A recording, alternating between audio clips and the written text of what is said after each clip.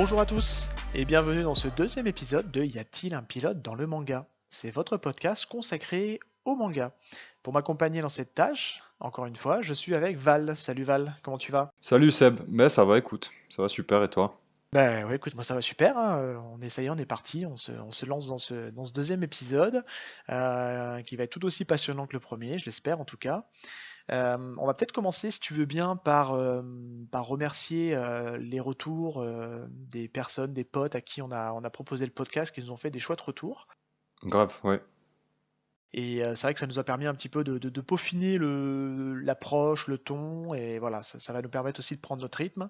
Je vais juste faire une mention spéciale à Thomas Crayon, qui a eu la gentillesse, déjà d'une part d'écouter le pilote du podcast, et qui nous a chroniqué en fait dans son Twitter et son Instagram. Pour rappel, Thomas Crayon, il est très présent en fait dans le monde du podcast, parce que c'est quelqu'un qui consomme énormément de podcasts et qui fait régulièrement des chroniques. Et donc justement, il a eu la gentillesse de nous mettre en avant dans cette multitude de podcasts qu'il peut être amené à écouter.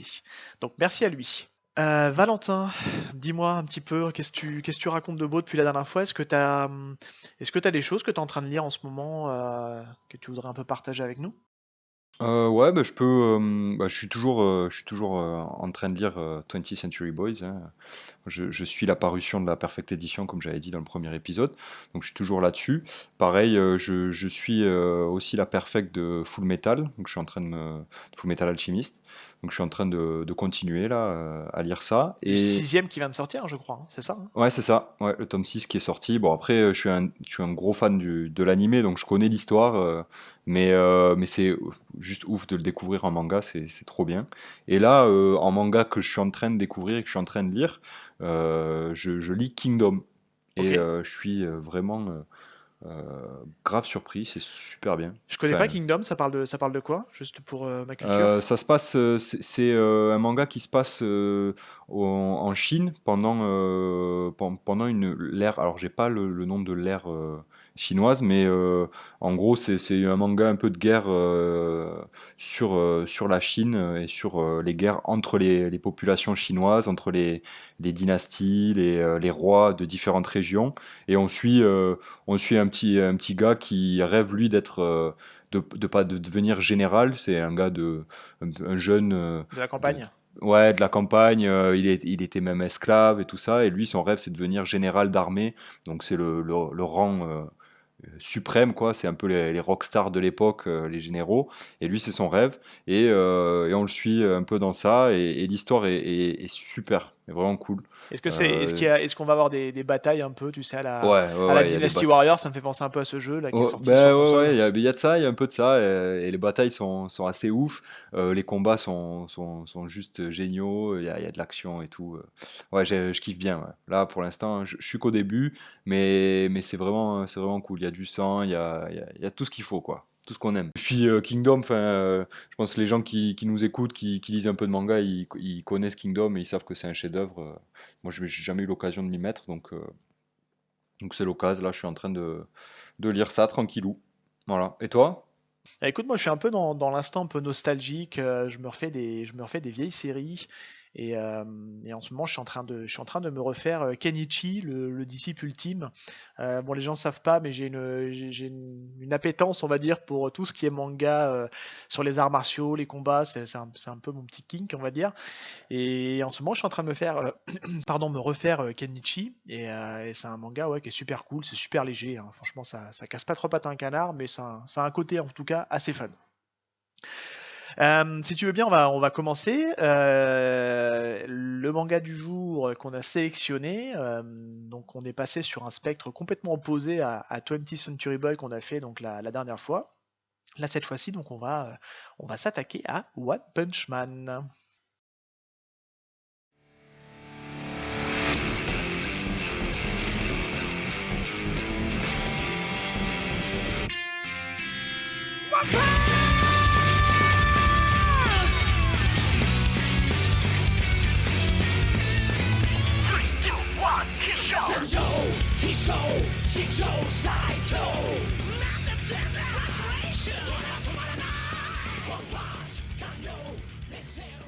Alors, One Punch Man, qu'est-ce que c'est? Donc, bah, c'est un shonen, hein, édité en France par Kurokawa.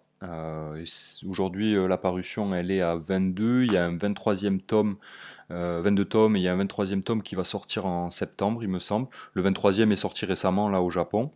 Euh, donc, l'histoire, le synopsis, c'est ben, tout simplement l'histoire du personnage de Saitama qui fracasse tous ses adversaires d'un coup de poing. One Punch Man, voilà. C'est- ouais, c'est pas hyper pas hyper compliqué hein, à comprendre le synopsis. Il est juste complètement cheaté quoi et voilà. En un coup, il fracasse tous ses ennemis. Donc c'est un super héros, Saitama ou un héros. Donc voilà. Petite an- Techniquement, il l'est pas encore, hein. On verra un peu dans le Ouais, manga, c'est mais c'est vrai que ça. techniquement, il l'est pas Mais encore. disons que, enfin, si on regarde, il a un costume et tout ça, donc bon, à première vue, quand on regarde la jaquette, on se dit que c'est un héros, quoi. Petite anecdote, si tu me le permets, l'auteur, donc en fait, c'est une alliance entre deux auteurs, entre un auteur qui s'appelle donc One et le dessinateur Yusuke Murata. Et donc la petite anecdote, c'est que ben, One, il a tout d'abord publié sa série sur un blog où c'est lui qui faisait les dessins. Ça a eu un énorme succès dès sa sortie. Puis ça a été publié dans un web magazine un peu plus tard. Et Yusuke Murata, donc le dessinateur, a proposé à One de reprendre le dessin et de refaire le manga, mais avec son dessin à lui. Et Yusuke Murata, c'est pas n'importe qui, quoi, hein. C'est un très très bon dessinateur. Alors que One, pour le coup, ouais, c'est un peu plus simpliste, quoi. Disons qu'il y a un peu moins de talent sur le dessin, contrairement à la narration et l'histoire qui est quand même très cool. Euh, le dessin de base de One n'était pas ouf, quoi. Bah, c'est vrai on le verra quand on avancera sur la partie décryptage, mais c'est vrai que One, ouais, on va dire que voilà, il sait dessiner, mais c'est pas non plus son talent. Il a quand même plus un énorme talent sur la partie construction des personnages, voilà, comment arriver à développer une intrigue, ça, il est vraiment très très bon et il est vraiment doué. On le verra après, mais c'est vrai que l'histoire peut paraître ultra simpliste et on pense que tout va être réglé en deux trois tomes et ça va vite tourner en rond. Et ben non, détrompez-vous, c'est vraiment là c'est ce qui fait la force de ce manga, c'est que ce mec-là, il a vraiment du talent pour développer tous les persos secondaires. Je vais juste rajouter, moi, c'est juste pour le folklore en fait du développement de One Punch Man. Il se murmurait qu'en tout cas, que les auteurs en fait ont décidé de travailler ensemble suite en fait à une discussion sur Twitter en fait, à l'initiative en fait de Yusuke Murata qui aimait beaucoup le travail en fait de l'auteur et qui lui a proposé en fait d'assurer le dessin et justement derrière d'être publié de manière en tout cas un peu plus officielle que sur un site perso, sur un blog perso, même si, pour apporter une précision, c'est ce qui a attiré surtout l'attention de Murata, c'est que même si ça reste un site plus personnel, on va dire, de l'auteur qui diffusait un peu ses webcomics, il y avait quand même, je crois, 20 000 visiteurs par jour, je crois, qui venaient lire les histoires de Saitama sur son blog, hein. Je crois, Ouais, tu ouais, m'arrêtes ouais, hein, si je me c'est trompe. ça. On peut parler aussi de l'animé, parce que tu sais que ça me tient à cœur, hein. Oui. Et d'ailleurs, One Punch Man, j'ai découvert via l'animé. Donc, bah, il y a 2 saisons actuellement de sortie. L'animé, il est produit par Madhouse, c'est ceux qui ont fait l'animé Death Note et le remake, enfin, je sais pas si on peut dire remake, mais en tout cas la version de 2011, donc la dernière version en date de Hunter x Hunter, Hunter x Hunter. Ils ont aussi fait Trigun et ils ont aussi produit le film Ninja Scroll que je connais pas personnellement et Trigun non plus. Mais Ouais, voilà. Ninja Scroll, c'est un peu plus ancien. Ça date de mémoire, je crois que ça date des années 80. Ça a été un précurseur dans l'animation japonaise. Ça fait partie des films d'animation qui ont posé les bases de ce qu'on peut connaître aujourd'hui dans le film d'animation. Et Trigun, c'est pareil, c'est adapté d'un manga, mais c'est quand même beaucoup plus ancien Ouais. que Death Note et Hunter x Hunter, Ouais, tu mais vois. Madhouse, c'est quand même un studio qui est là depuis un moment quand même, hein. Oui, et puis en général, Ouais. quand on voit le sigle Madhouse, on sait que derrière, ça va être C'est vraiment quelque quali, ouais. chose de Ouais, qualitatif, ouais, tout à fait. grave. Et donc, pour conclure, ouais, c'est One Punch Man, globalement, Oui. c'est un carton planétaire. Il y a des tirages à des millions d'exemplaires, il y a eu une hype folle déjà à la sortie du manga, et puis après, un peu plus tard, à la sortie de l'animé, ça a été vraiment... Aujourd'hui, c'est un personnage, Saitama, c'est un personnage de la pop culture, quoi. Vraiment, il est arrivé très très vite dans la culture comme un personnage phare, quoi. Ouais. Donc voilà. Il a vraiment apporté un gros coup de frais, on va dire. Ouais, Il a vraiment rafraîchi le monde du shonen qui était un peu, voilà, à mon sens en tout cas, qui commence un petit peu à tourner en rond. Et on va le voir un peu plus tard, il apporte vraiment une énorme originalité en fait dans ce milieu-là. Bah écoute, super, merci pour toutes ces infos, Val. Si tu veux bien, bah, on va vite fait rappeler, on a oublié de le faire, mais on va vite fait rappeler quand même le concept de l'émission.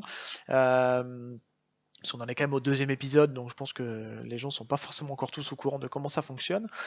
On décide en fait dans notre émission d'attaquer en fait le manga par l'angle du premier chapitre. C'est vraiment la seule chose qu'on s'autorise en fait à spoiler et à raconter. L'idée, c'est de voir en quoi ce premier chapitre est percutant et va nous donner ensuite l'envie d'aller un peu plus loin. Ça reste un prétexte, hein, parce que clairement, c'est vraiment une occasion pour nous de parler du manga et ensuite d'arriver donc sur cette partie de décryptage où on va rentrer un peu plus dans le détail de ce qui fait ce manga. Donc si tu veux bien, on passe donc à cette partie qu'on appelle le pas à pas du premier chapitre. yes.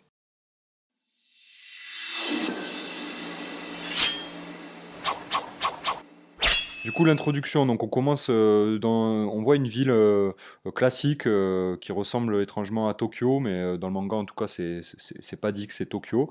Puis on a une énorme explosion qui ravage tout un quartier de la ville, euh, avec une espèce de sphère au centre, une sphère de combustion un peu bizarre qui vraiment explose et ravage tout sur son passage. Énorme déflagration, ouais, Ouais, c'est une clair. déflagration, voilà, c'est le mot que je cherchais. Et on voit apparaître un petit personnage de loin avec des espèces d'antennes un peu bizarres. Puis on a directement la vue sur ce personnage qui ressemble étrangement à Piccolo de Dragon Ball Z, puisqu'il a des Oui. espèces d'antennes de Namek sur le crâne. Et puis le personnage a l'air d'être quand même assez balèze, il a des muscles de ouf, il est veineux. Ouais, il est badass quand même, hein, on se le cache pas. Ah oui, c'est clair. Et derrière, à la suite, on le voit, il commence un petit peu à s'exciter. On voit des bruits de sirènes et tout, et il commence à ravager en fait la ville, quoi. À lancer des espèces de boules d'énergie, ouais, il fait tout péter, quoi, hein, et il a l'air Ouais, d'être... puis là, on voit clairement que c'est assumé en fait, cet hommage ou cette référence à DBZ, parce que voilà, il balance des boules de feu vraiment comme pourrait le faire Ouais, Piccolo c'est vrai. et même par le biais de ses antennes aussi, C'est quoi. vrai Donc c'est que les boules ressemblent un peu à l'attaque de Piccolo dans Dragon Ball Z. Ouais, c'est vrai qu'il y a de ça, ouais, c'est sûr, hein. Un bel hommage. Puis là, tu sais, il a son aura autour de, tu sais, il a une espèce de comment dire, de champ de force un Ouais, peu, je sais pas comment on c'est peut vrai, ouais. l'appeler, mais autour de Le lui, tu sais, ki. l'énergie et voilà le ki qui émane de lui. Donc ouais, Ouais. on sent que c'est clairement assumé, quoi. Ouais, Vraiment. clairement. Et donc à la suite, on voit bah, que c'est retransmis à la télé et on voit un mec devant sa télé et il y a écrit «Je suppose que je dois y aller». C'est clairement ce type-là qui se dit ça. Et juste derrière, ben, là, on a la présentation, l'affiche de Saitama, donc le personnage principal, chauve, avec écrit «Exécution de la justice». C'est le titre du chapitre, non? Je suppose. Ouais, oui, oui, en fait, c'est le premier titre du chapitre. Alors, enfin, non, alors c'est plutôt une phrase qui sort un peu en catchphrase, mais le premier chapitre, en fait, qui s'appelle en fait le premier punch, Ok, et c'est marqué un point, c'est tout. Voilà, c'est ça le titre. On a oublié de le préciser en introduction, mais c'est un point, c'est tout le premier chapitre. ok. Je reprends si tu veux bien Ouais. la suite. Et donc là, bah, après qu'il ait fait son massacre, cette espèce de personnage mystérieux, on le voit progresser en fait dans la ville. On voit une petite fille qui est en train de pleurer, qui est à la recherche de ses parents, et ce bruit a l'air d'interloquer le démon puisqu'il se fige et il la regarde. Et il décide de s'approcher d'elle et on voit qu'il approche sa main. On se demande s'il n'a pas une intention déjà de base pacifiste, mais on se rend compte très vite en fait qu'il veut pas être gentil avec elle. En fait, il cherche juste à la broyer avec sa main puisque sa main double de volume et on voit qu'il est sur le point vraiment de la fracasser. Et là, on voit une ombre furtive passer et on comprend que la gamine est sauvée par Saitama. Alors, il n'est pas officiellement présenté en fait encore, hein. On ne sait pas encore comment il s'appelle officiellement au chapitre, mais on peut se permettre de le dire parce que c'est quand même ultra connu, qui s'appelle Saitama. Et là, le démon est vraiment surpris de ce qui vient de se passer et il lui dit: mais t'es qui toi? Et là, gros plan sur Saitama avec sa tête, ultra simpliste au niveau du dessin. On sent vraiment qu'on a, Sa ouais, tête sa tête d'œuf, d'œuf. On sent hein. vraiment qu'on a affaire à un manga où il y aura quand même pas mal d'effets comiques, hein, là-dedans, faut se le dire. Et là, il lui répond de manière très simple. Un type qui joue les super-héros pour passer le temps. Et le mec, il a l'impression, enfin le démon en face de lui, il a l'impression qu'il est en train vraiment de se foutre de sa gueule. Et, et voilà, et donc du coup, ouais, il se dit, mais attends, qu'est-ce que tu me veux, toi? Et du coup, ce qu'on peut rajouter, c'est que quand même Saitama, enfin, le personnage, donc déjà le crâne neuf, quoi, il est tout fin. C'est une brindille, il a pas un pet de muscle. Enfin, en vrai, comparé au charisme présenté du méchant, où on le voit badass et tout, les veines, tout ça, lui à côté, le contraste, il est quand même flagrant. Donc ça, c'est fait partie du Ouais, comique, ouais, du il fait pas le manga, hein, figure à on côté du l'aura méchant, ouais, il tout au fait pas le long. figure. Ouais, c'est ça. Et derrière, donc, quand il dit, donc du coup, bah ouais, bah moi je suis un mec normal qui essaye de faire des trucs de héros, quoi, normaux. Le méchant, il commence un petit peu à s'exciter et il part dans une tirade où, ça y est, il nous dit, ouais, j'ai été d'une certaine manière engendré par la pollution de la Terre, provoquée par vous, saleté d'humain, je suis l'homme vaccin, donc il se présente. Voilà, c'est Mère Nature qui m'a donné vie, je suis l'incarnation de la colère de Mère Nature. Et il demande à Saitama, mais toi t'es qui? Un simple héros, t'oses t'opposer à l'apôtre de Mère Nature pour cette raison. Je suis né pour détruire les humains et effacer leur société maléfique de la surface de la Terre. Donc clairement, le type, il commence à s'énerver, mais fort, quoi. Et puis, il a l'air de se transformer, de doubler de volume, les dents, elles poussent, il a des pics qui sortent Ouais, du ouais, corps. là, on a Donc vraiment un là, plan là où il a, ouais, je pense qu'il a au moins facile quadruplé de volume. Il a pris ouais, une forme, il a évolué sur une forme vraiment monstrueuse. Et là, on a un plan qui est assez iconique en fait, où il fait face au héros. Et lui, il paraît, bah, pour le coup, il paraît encore plus ridicule par rapport, par rapport à lui. Et à ce moment-là, le héros, bah, ce qui va le caractériser pendant tout le manga, il lui assène un coup de poing, mais de manière ultra blasée. Enfin, franchement, on voit à son visage aucun sourire, il a vraiment aucune expression. hyper Ouais, ouais, blasé. hyper blasé. Et il fracasse, mais ouais, je pense que là, on peut pas. Ouais, il le fracasse, il le défonce, il reste plus rien en fait. Et ça se termine qu'il commence à lâcher un énorme cri en disant: Eh, c'est nul, j'ai encore rétamé mon adversaire d'un seul coup de poing. Et voilà. Et c'est là que se termine ce premier chapitre de One Punch Man. Qu'est-ce que t'en as pensé, toi? Ben, ça résume bien. C'est assez. Ouais, au final, on nous présente le concept direct, quoi, hein. C'est la dernière page, on a compris que Saitama, que le personnage principal, le crâne d'œuf, qui ressemble un petit peu à rien, qui est une tête de blasé, ben, il est juste blasé parce que clairement, il est beaucoup trop fort, quoi. Parce qu'il lâche quand même un gros merde, putain, encore un combat qui se finit en un coup. C'est. Ouais, voilà. On a compris que son air de blasé, puis sa tête de mec normal, bah, c'est tout le délire du manga, quoi. Ouais, non, mais c'est clair, moi, je te rejoins, hein. Pour moi, c'est un premier chapitre, de shonen, comme on est en droit d'en attendre. C'est efficace, ça va droit au but, ça te présente, encore une fois, comme qu'on expliquait dans le précédent épisode, il faut qu'on sache les intentions de l'auteur, et là, clairement, on les a, quoi. Le manga s'appelle One Punch Man, et ça se termine sur le héros qui défonce le méchant en un coup, quoi.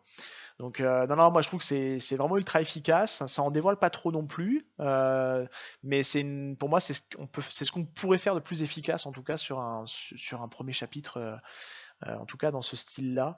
On a le héros principal, on connaît sa caractéristique, et bien sûr, bon, on en apprendra un peu plus par la suite, mais ça fait le taf, clairement, ça fait le taf, et je Ouais, pense que c'est suffisant, et on n'a pas besoin d'en savoir un peu plus, en tout cas pour un shonen qui en général, de prime abord, Ça n'a pas des scénarios qui sont très compliqués.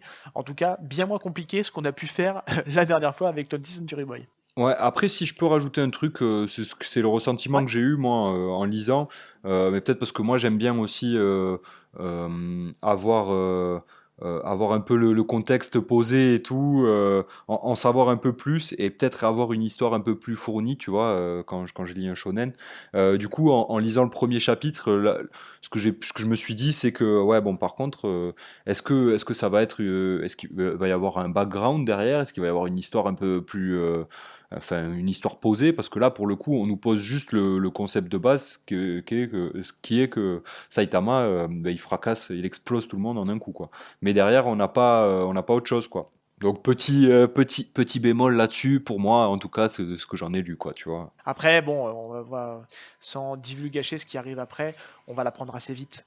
Et puis c'est vrai Ouais. que tout le côté sur qu'est-ce qui fait que Saitama est devenu comme ça, c'est ultra connu. Enfin, je pense qu'on l'apprend à personne.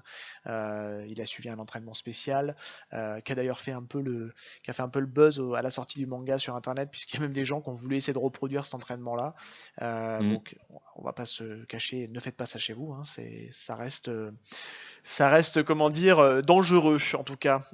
Et puis Ouais. c'est une fiction. Puis ça Non, non, marche ça pas. marche pas. Et puis Puis ça c'est une marche pas. fiction. Hein, voilà, faut pas oublier que ça reste une fiction, donc c'est pas un remède miracle pour devenir ultra fort en tout cas.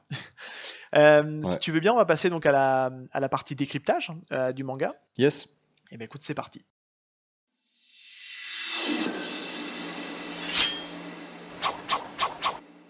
Alors le décryptage, on va rappeler, c'est notre manière à nous de pouvoir en fait rentrer dans le détail de ce qui fait le manga. Il y a 4 parties. Première partie, on va s'attarder sur la partie graphique, le dessin. On a une deuxième partie où on va rentrer un peu plus dans le détail sur la construction du scénario, qu'est-ce qui fait la force en tout cas du manga du point de vue scénaristique. Et c'est aussi, c'est un petit ajustement qu'on a fait par rapport à l'épisode précédent. On va aussi parler des personnages, en tout cas ce qui peuvent apporter en tout cas au récit.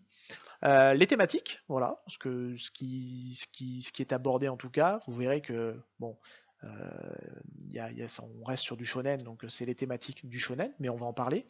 Et ensuite, enfin, les inspirations de l'auteur. On a pu le voir avec justement ce Piccolo-like qui se fait défourailler. Voilà, on sent que ces deux auteurs-là ont été bercés par une pop culture bien précise, donc on y reviendra. Si tu veux bien, on démarre par la partie dessin. Je te laisse démarrer. Ouais. Qu'est-ce que éventuellement tu as à dire toi là-dessus? Ouais, le dessin, moi, je le kiffe. Bon, après, je pense qu'il y a peu de personnes qui diront que c'est pas bien dessiné. En tout cas, pour la version avec Murata, forcément. Enfin, en tout cas, le manga qui a été publié en tome en France, c'est juste très beau. Ce qui est très cool, c'est que ben, on a vraiment comment dire, pas le paradoxe, mais en gros l'effet miroir entre les dessins avec les ombres et tout ça, un peu très détaillé des villes et des méchants, et à côté on a le dessin de Saitama qui est vraiment simpliste, quoi. Il y a un petit peu de travail, il y a un petit peu d'ombrage, mais sa tête c'est un ovale avec deux traits pour les sourcils, deux petits ronds pour les yeux, et on comprend très bien qu'il a une tête de mec blasé. C'est ça, ouais. C'est assez drôle. J'aime bien tu vois, l'effet un peu miroir qu'il y a sur le dessin. Et après, globalement, le dessin est juste Pour trop revenir beau, juste quoi. sur Saitama, en fait, juste pour faire un petit complément à ce que tu as dit, il est bien dessiné, en fait, j'ai l'impression que dans les poses un peu sérieuses, où il est vraiment sérieux et il veut vraiment jouer son côté Ah vraiment oui, badass, c'est vraiment waouh, il impose quoi. ben, quand il passe en mode un peu plus sérieux, ben là les yeux sont totalement différents et tout. Ben ça on l'a pas vu dans le premier chapitre, mais dans les chapitres qui suivent et dans les tomes suivants, dès qu'il commence un petit peu à s'énerver, il s'énerve jamais, hein, mais disons, on va dire Il énervé, ça va s'excite un être le peu quoi. mot. Dès qu'il Ouais. commence à Ouais, dès qu'il se prend au sérieux, en tout cas, euh, là, le personnage est beaucoup mieux dessiné, les yeux sont un peu plus déterminés. Enfin, il y a un changement, quoi. Et c'est voulu, donc On c'est le très voit sur la stylé. couverture hein, d'ailleurs, hein, parce que sur la couverture du premier tome de One Punch Man là, que j'ai entre les mains, la tête du bonhomme, enfin, le personnage est ultra détaillé, il est sur une pose ultra sérieuse. On n'a pas parlé de la couverture, Ouais, mais c'est Saitama qui vient certainement de passer à travers un gros monstre. Il a laissé un trou Et là, pour le coup, la tête est vraiment dessinée. Après, ce côté un peu simpliste du dessin du héros, je reste persuadé, alors on n'a rien vu là-dessus en tout cas, mais c'est assez facile de le déduire en tout cas, que Murata a voulu rendre hommage en fait à ce qu'a fait One en fait sur son site perso, puisque One a un dessin très simpliste, c'est pas un grand dessinateur, bon, il dessine correctement quand même, hein, mais c'est vrai que je pense que de garder ce côté un peu simpliste au niveau de la tête du héros et au niveau de son attitude, ça rend hommage aussi quelque part aux esquisses qu'a pu faire One sur son site internet en tout cas. Alors là-dessus, je pourrais pas en rajouter, je pense, parce que j'ai pas Bah, trop c'est assez regardé. facile à trouver en Mais fait, hein. je te Ouais, fais ouais, confiance. c'est Je te assez fais facile à trouver confiance. puisque vous le trouverez facilement sur Internet, hein. On retrouve encore des planches originales de One sur Internet. Et clairement, quand on regarde la Ouais, tête du personnage sur les originaux, c'est clairement la même chose en fait, ouais. ouais, ça y Alors par ressemble. contre, ce qui est vraiment super, c'est que on pourrait assez bien associer ce qu'a pu faire par le passé One un peu comme un storyboard de ce que va devenir One Punch Man aujourd'hui, puisqu'en fait, Murata a vraiment repris, pour avoir fait des comparaisons en tout cas sur le premier chapitre, enfin voilà, sur le premier chapitre en tout cas, il a vraiment repris en fait la structure de la narration et il est vraiment assez fidèle hein, quand même hein, à ce qu'a pu faire en tout cas One dans les premiers chapitres de One Punch Man. Après on verra, Tu parles des oui, cases et tout oui, oui, tout ça? à fait. Tu veux dire qu'il Bah, a en tout cas, repris ces alors trucs-là? il y a un Ok. découpage qui est un peu légèrement différent, il y a des choses qui ont été ajustées, mais en tout cas, dans la construction du dessin et dans la disposition et sur, voilà, sur ce qui est l'intention de montrer, en tout cas, on sent qu'il est vraiment assez fidèle. Il a respecté, il y a vraiment un vrai respect du travail de One par Murata, en tout cas. Ouais, lui, il a magnifié le truc, quoi, en Il l'a amenant pimpé, comme on sa pourrait dire, patte, ouais. quoi. Ouais, il a Il a pimpé pimpé, le ouais, dessin de c'est One. ça. Bah, par contre, après, ce qu'on peut dire aussi sur le dessin, c'est que c'est un dessin qui fait, voilà, on voit tout de suite qu'on est dans le côté très shonen, hein. Il y a beaucoup de, comme tu dis, il y a l'ancrage qui est appuyé, il y a beaucoup d'effets de style, de traits d'action, c'est beaucoup en mouvement. C'est vrai que ça tranche quand même vraiment, si on doit reparler de ce qu'on a fait sur le premier épisode avec 20th Century Boy, qui est quand même beaucoup plus posé, qui est un seinen. On est vraiment, là, on sent vraiment qu'on est sur du shonen avec de l'action à tout va, avec voilà, c'est un trait Ah ouais. qui est vraiment en mouvement, qui est très dynamique là pour le coup, et c'est propre au style shonen en tout cas. Et qui est très clair aussi, parce qu'on peut des fois, tu sais, les scènes d'action, avoir du mal à les lire sur certaines cases, dans certains mangas, enfin, je dis ça de manière un peu générale, tu vois, il y a certains mangas où tu as un peu plus de mal à lire l'action. Là, c'est très clair, quoi. Comme tu dis, l'effet de style et les traits font que tu lis très bien et tu comprends très bien ce qu'a fait le personnage pour là, en l'occurrence, dans le premier chapitre, l'exploser, Bah, quoi, tu clairement, vois. c'est l'auteur, c'est quelqu'un qui est assez perfectionniste, qui a une précision dans son trait. On le voit, hein, il n'y a rien qui est laissé au détail. Enfin, si on regarde juste le premier chapitre, même quand il y a des scènes de débris, c'est pas mal dessiné vite fait. On sent vraiment qu'il y a pris du temps pour le faire.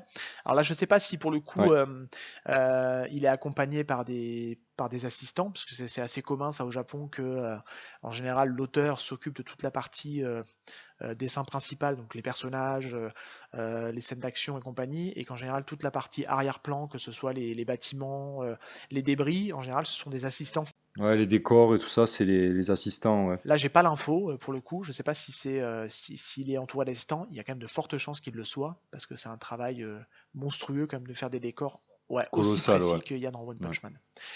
Si je dois juste faire pour conclure sur la partie dessin, pour montrer le côté vraiment assez fou du dessinateur sur le fait de rendre une copie presque parfaite au niveau du dessin.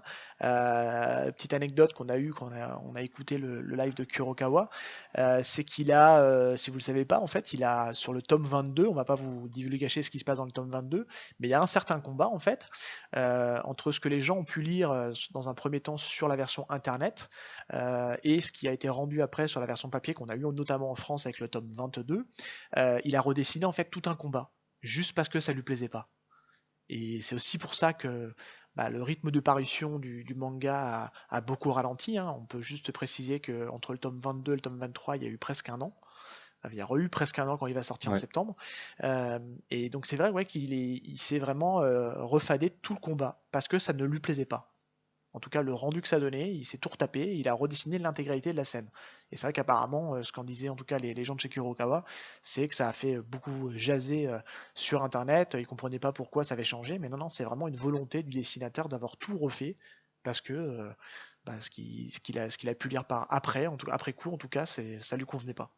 Donc voilà, ça montre un peu quand même le niveau, en tout cas, de perfection que peut avoir cet auteur. Et puis ça se voit sur la qualité du Ouais, manga après, hein, c'est oui, oui, oui. clairement. Il y a rien qui est laissé au hasard.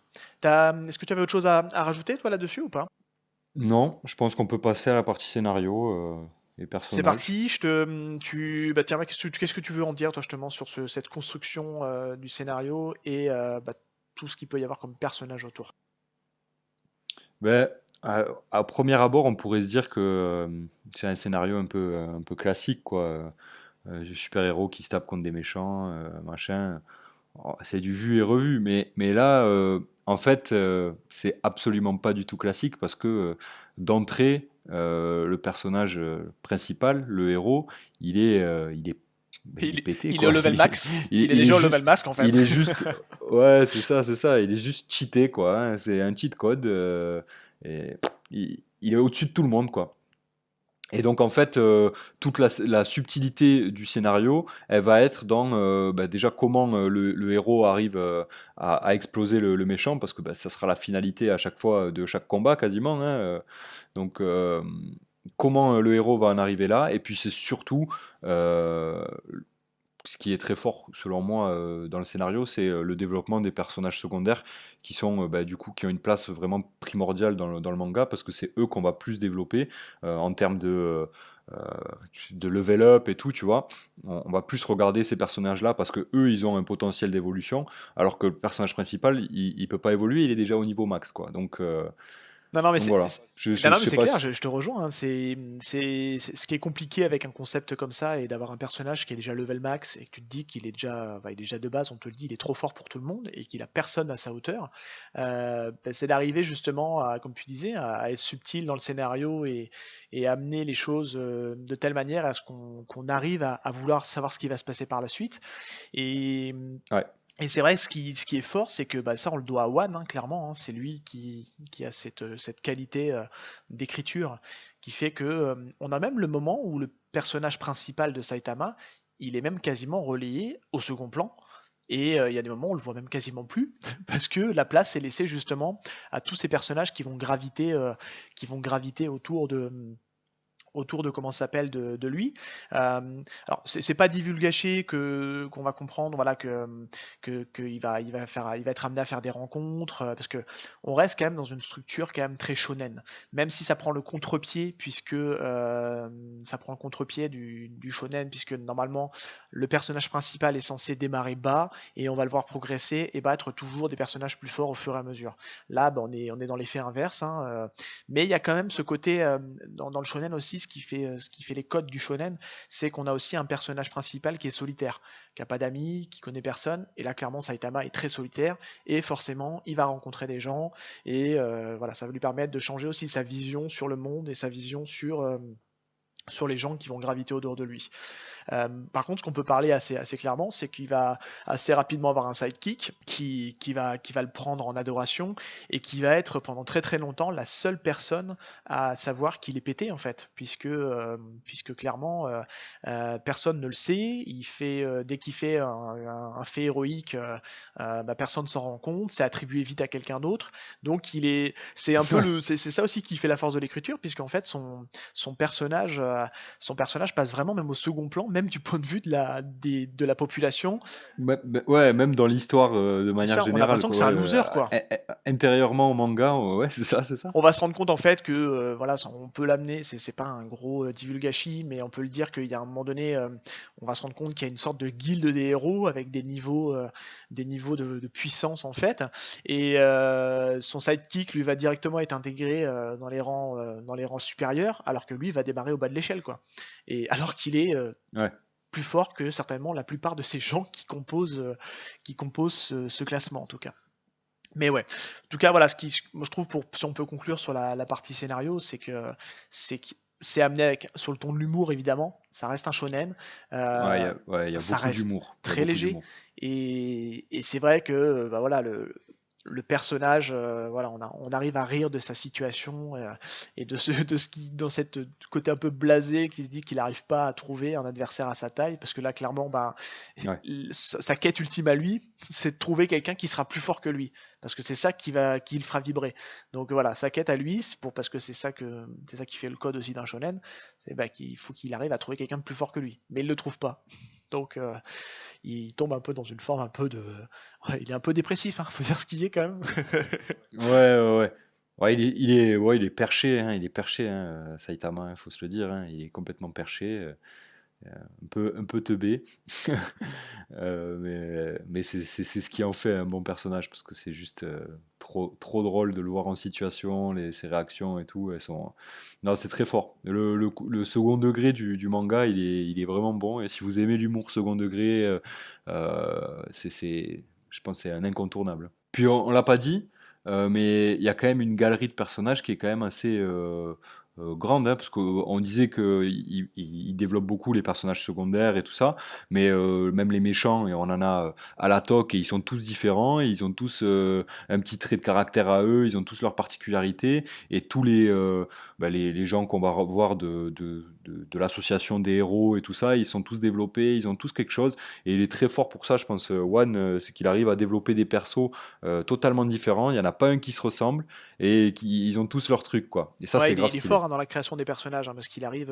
Enfin, en tout cas, moi, Ouais, je suis à jour, hein, dans la lecture du manga, et c'est vrai qu'à aucun moment on a cette sensation de répétition dans la galerie des méchants, parce que des fois, souvent, ah tiens, celui-là, il ressemble un petit peu au mec qu'on avait vu deux trois tomes d'avant, voilà. Non, là, il a une inventivité de fou. Et comme tu disais tout à l'heure aussi, même dans les héros, dans les autres héros qui composent cette espèce de guilde là, ils sont tous clairement identifiables, ils ont tous leurs caractéristiques, leurs particularités, et on arrive à les différencier, et ils sont tous plus intéressants que les uns que les autres. Donc c'est vrai que c'est ce qui fait la force en tout cas de ce manga, et ce qui fait que ça, bah, on comprend pourquoi ça cartonne, hein, parce que clairement il apporte ouais. un vent de fraîcheur en fait dans le shonen. Sur la partie thématique, en fait, on retrouve, c'est ça qui est assez, des fois un peu paradoxal, c'est qu'on retrouve à la fois les classiques du shonen, qui sont le dépassement de soi, devenir le meilleur, bah, sauf que bah, dans le cas du héros, il est déjà trop fort, mais il cherche quand même à se dépasser et à devenir le meilleur. Et c'est vrai qu'on est dans une, je trouve qu'on est dans un, on essaie de trouver, enfin, en tout cas, l'auteur, les deux auteurs, en tout cas, essayent d'apporter une certaine modernité, en fait, dans le shonen. Et juste pour ça, voilà, je trouve que c'est top, quoi, en tout cas. Clairement, ouais. Puis sans se répéter, parce on en a déjà parlé un peu avant dans la partie scénario et tout, mais le fait déjà de moderniser, c'est aussi de squeezer toute la partie dépassement de soi et tout ça du héros, puisqu'il est déjà au level max, comme on l'a dit. Et donc, du coup, il passe un peu cette partie un peu classique du shonen, et il l'applique plus sur les personnages secondaires. Donc, ça, c'est assez cool. Et ça redonne, comme tu dis, ça modernise, ça donne un peu du peps au Et manga, quoi, clairement, tu c'est un vois. effet, je trouve que c'est un effet moins impactant dans l'esprit du lecteur. Mm. Parce que c'est vrai que tu vois, on s'est mangé quand même, avec tous les shonen qu'il y a pu avoir, il y en avait quand même une certaine palanquée. Ce côté, je suis solitaire, je veux devenir le plus fort. Enfin, on peut en citer des dizaines et des dizaines de mangas qui sont sur ce thème-là. Et c'est vrai que souvent, comme tu le dis, ça prend 20, 25 tomes avant d'arriver vraiment à avoir un personnage qui sait se battre, quoi. Et le fait de le décaler sur les personnages secondaires, ça apporte un peu plus de légèreté au manga. Ouais, c'est pas un shonen Neketsu.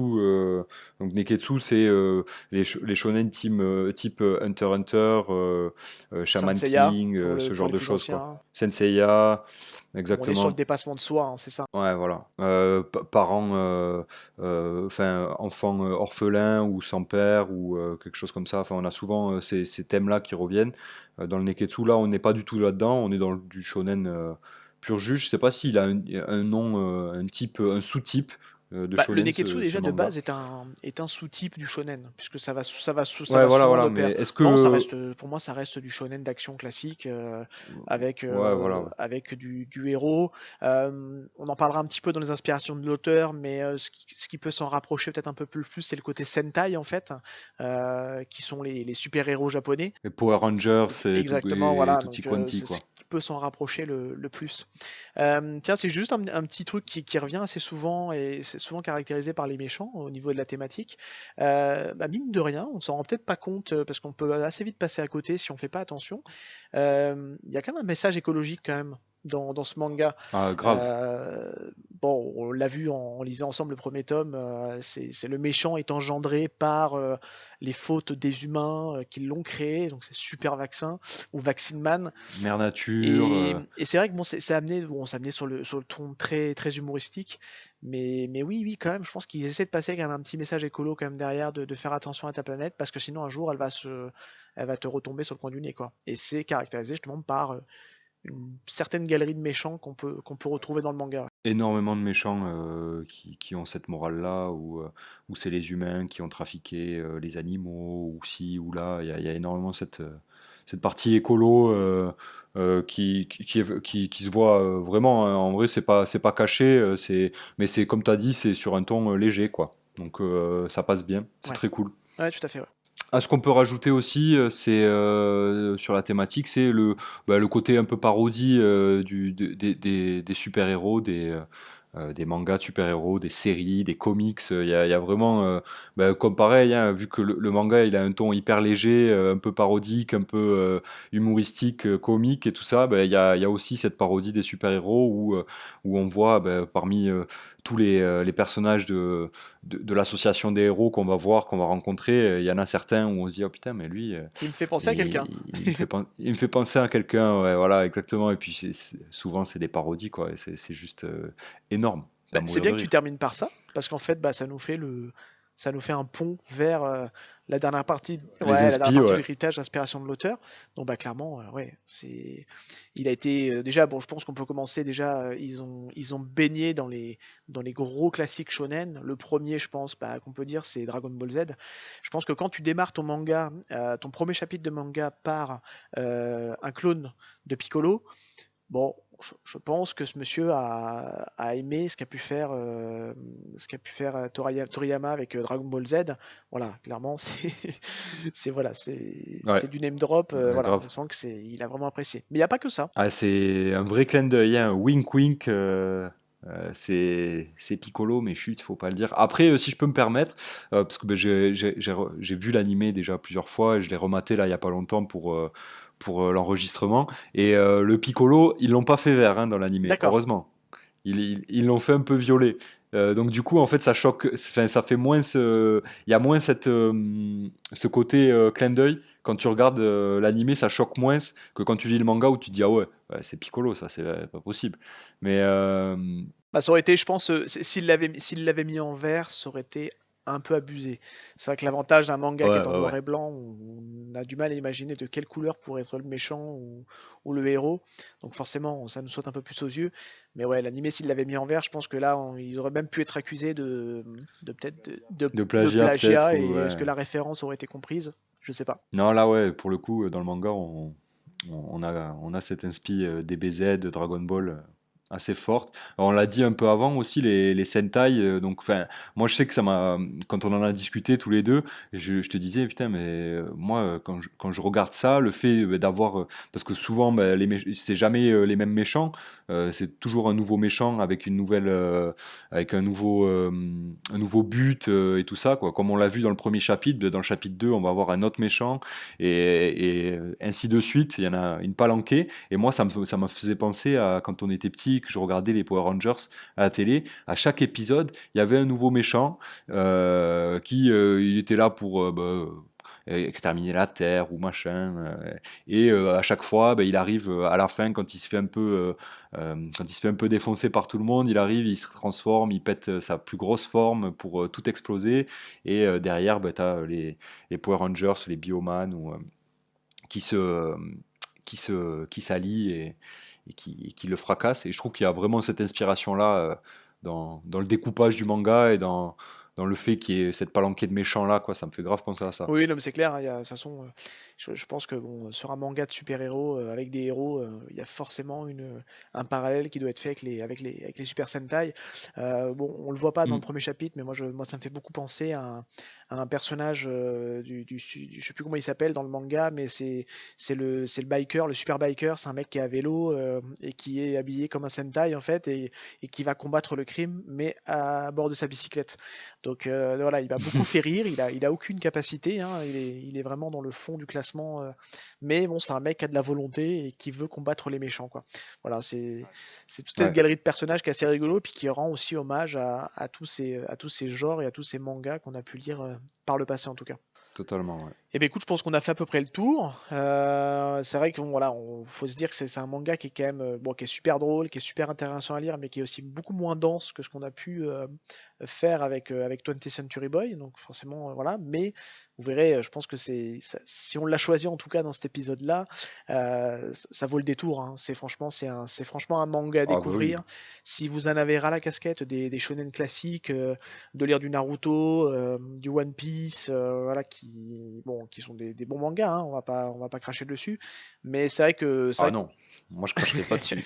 c'est vrai que One Punch Man apporte cette fraîcheur qu'on peut retrouver, qu'on retrouve, je trouve à ce jour-là nulle part sur le côté shonen, et il y a vraiment une dose d'humour vraiment bien amenée, bien dosée, et on a envie de savoir ce qui se passe, quoi, tout le temps, tout le temps, tout le temps. C'est vraiment bien foutu. Enfin, là, ce Ouais, premier chapitre-là, voilà, il nous met un peu l'eau à la bouche, mais c'est vrai que c'est comme ça pour tous les chapitres, hein. Franchement, c'est euh, c'est un super truc.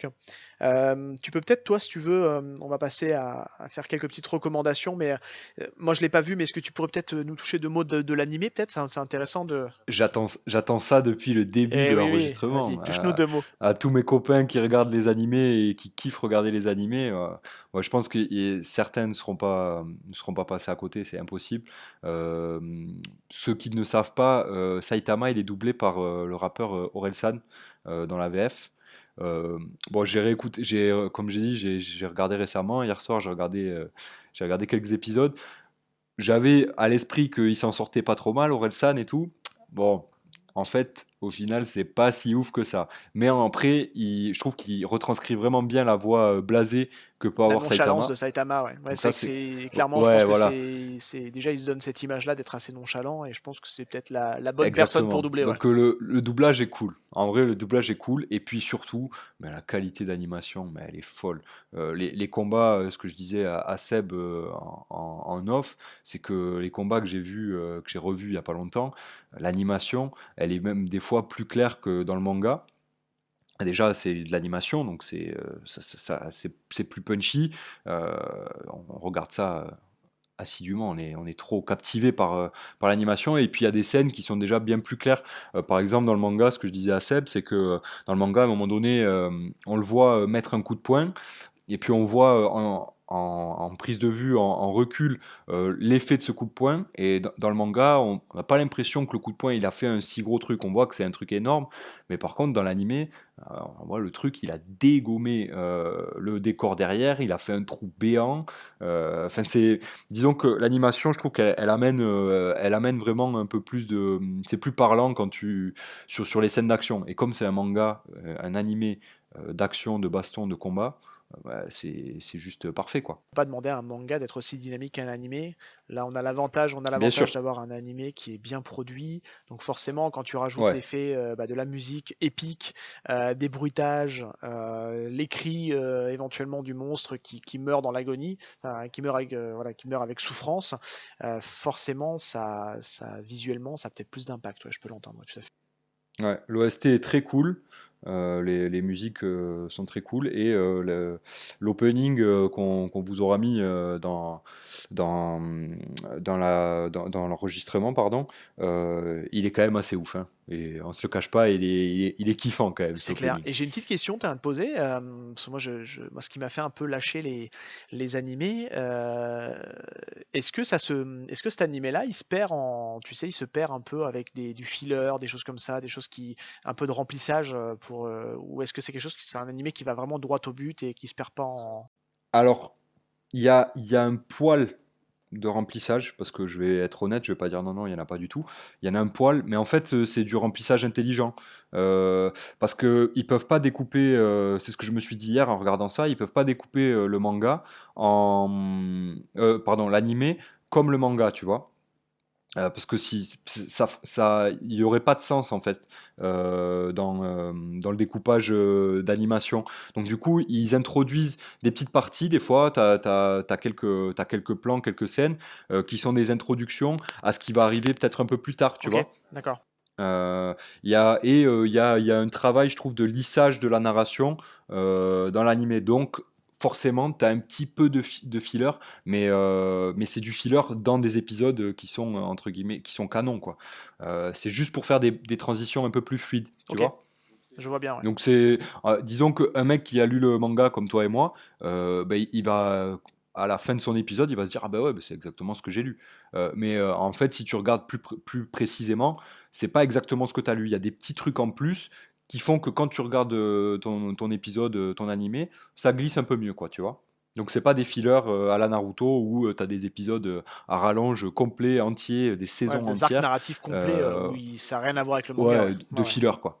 Ouais, ouais, non, là tout est adapté sur le manga avec un travail de lissage, ce que j'appellerais moi lissage. Mais c'est grave cool. Regardez l'animé, les mecs, c'est incroyable. Les mecs et les filles, hein, bien sûr. C'est incroyable. Sur la partie complément, c'est pour les gens qui veulent aller un petit peu plus loin dans le travail des deux auteurs. Chez le même éditeur, Kurokawa, est publié aussi l'autre série de One, qui s'appelle Mob Psycho.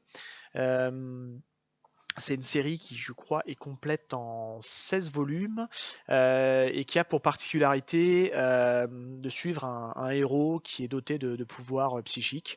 Voilà, on va le voir évoluer un petit peu dans ce quotidien. Je vous en dis pas plus, je vous laisserai aller jeter un œil. Il est écrit, Il a la même tête que Saitama, avec des cheveux. pour le coup, c'est écrit et dessiné par One. Donc ne vous attendez pas à une Ouais, qualité de dessin proche de One Punch Man, parce que vous ne l'aurez pas.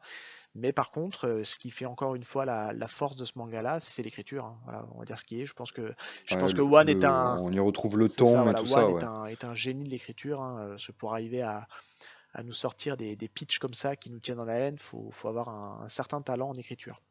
Et du côté de Murata, ça c'est une info qu'on a eu donc des gens de chez Kurokawa dans leur live, donc on l'apporte ici en complément. Il va bientôt sortir un recueil sur la bouffe japonaise, sur des recettes japonaises, mais fait en manga. Donc ça a le mérite de jeter un coup d'œil parce que c'est de la bouffe bien dessinée par Murata, donc forcément ça donne envie d'y jeter un œil.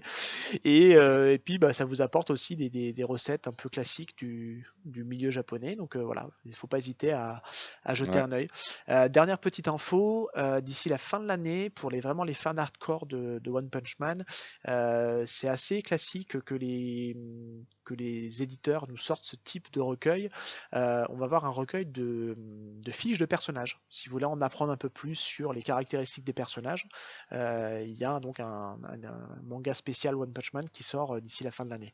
Donc ça, on l'a retrouvé dans plein de choses, hein. Il y a One Piece l'a fait, Naruto l'a fait. Voilà. Ouais, tous les gros, les gros mangas ont leur petit recueil de persos, leur petit sidebook, quoi. Eh bien écoute, on est pas mal. Je pense on a fait le tour de One Punch Man. Je Ouais, pense qu'on a dit à peu près tout ce qu'il y avait à dire. Vous pouvez nous retrouver, c'est la nouveauté par rapport à l'épisode précédent. Vous pouvez nous retrouver sur Twitter, @ypilote, où on mettra toutes les infos qu'il y a à savoir justement sur le podcast. Et on est à ce jour disponible sur quasiment toutes les plateformes de podcast dédiées, que sont Apple Podcasts, Deezer, Spotify et SoundCloud. Donc logiquement, vous devriez pas avoir de difficulté à nous trouver. Donc c'est Y a-t-il un pilote dans le manga pour ceux qui se seraient perdus un c'est peu en ça. route. Val, je te remercie pour m'avoir accompagné pendant cet épisode, c'était bien cool. Eh ben, merci à toi, merci à ceux qui nous ont écoutés jusqu'à la fin aussi, hein. Faut leur faire un petit Voilà, bisou au passage, exact. hein. Et puis on se retrouve très vite pour un prochain épisode de Y a-t-il un pilote dans le manga. Allez, à ciao. Yes, allez, salut.